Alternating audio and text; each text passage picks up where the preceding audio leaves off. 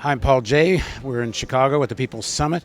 Now joining us is Tulsi Gabbard. She's a member of Congress from Hawaii. Thanks for joining. Thank you. First of all, you gave a talk on foreign policy. You attacked U.S. policy in Syria. You called for an end to the attempt to overthrow the Assad government. Before we get into that, it's almost the only words I've heard here about foreign policy. It's like there isn't the rest of the world.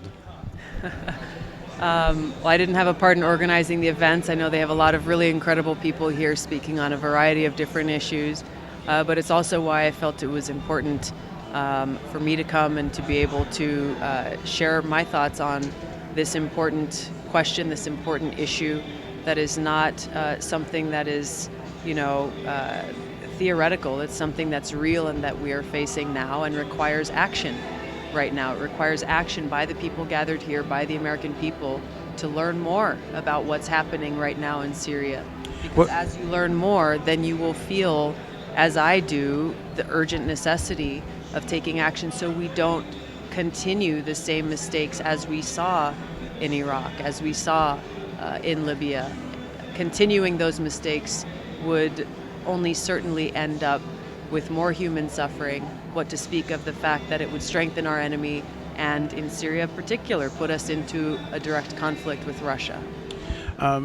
Some people are suggesting that Hillary's at least stated foreign policy and her record is very interventionist, as you've mentioned, Libya, Syria, her vote for the Iraq war.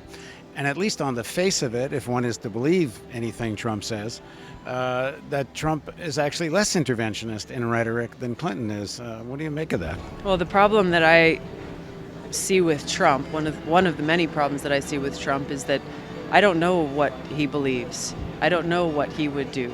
That is not clear to me at all. I have raised and continue to be concerned about Secretary Clinton's policies. We've seen her move on a number of different issues throughout this campaign, important issues like trade, Keystone Pipeline, and others.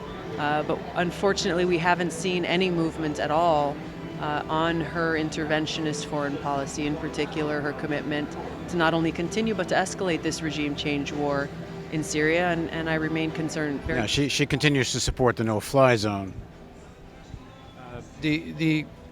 Let's change to the Democratic Party because I don't have too much time with you. You're calling for a campaign to get rid of superdelegates. Senator Sanders has called for a campaign to try to transform the Democratic Party. The Democratic Party is this kind of united front of different classes, if you will. You've got hedge fund guys, you've got sections of the billionaire class that Sanders attacks are who the corporate Democrats are. Then you have trade unions, you have millions of ordinary people. It's not just a difference of ideas or policy, it's a difference of fundamental interest. It's a real conflict. This struggle within the Democratic Party, if you follow it to its conclusion, it's like a civil war. Is that what needs to be waged? And do you think it's a constructive thing? Is it possible to change what the Democratic Party is about?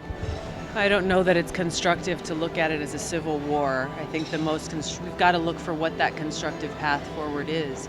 I think there are a number of reforms that need to take place, and those reforms should be centered around empowering the voice of the people through our democratic process, and the Democratic Party being a platform through which to uplift people's voices.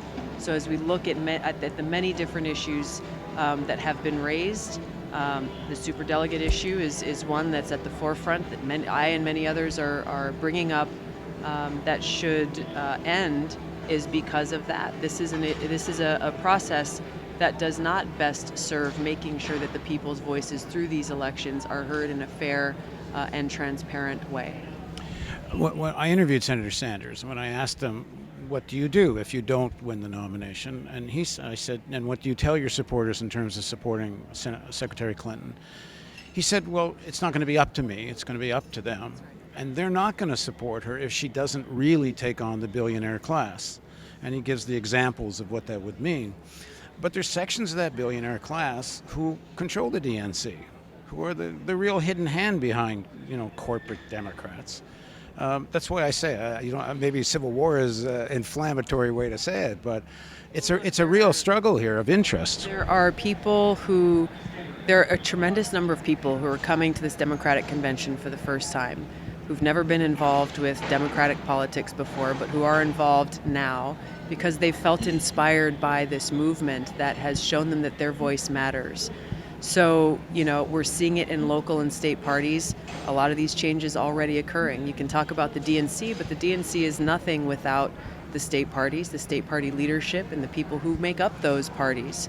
The opportunity and the possibility for change comes about by people getting involved in the process, as so many people are actually doing, and bringing forward some of these changes at the convention as we plan to here next month.